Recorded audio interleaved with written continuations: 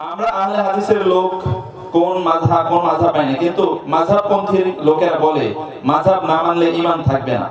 আহলে হাদিস বা মাযহাবপন্থী এরকম নয়। প্রশ্ন হলো যে মাযহাব না মানলে ঈমান থাকবে না একদল বলে, তাদের কথা কি, তাদের কথা কি ঠিক কিনা? আমরা কোনো দলীয় বিপরীতে আলোচনা করতে চাচ্ছি না, তবে এটা সত্য কথা যে ঈমান মাযহাব না মানলে ঈমান থাকবে না, এই কথাটা মিথ্যা কথা।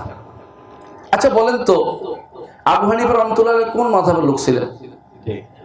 শাফিঈ, আহমদ ইবনে হাম্বল, মালিক, আচ্ছা তার উপর দিয়ে নাফি, এরা কি মাযহাবের লোক ছিলেন?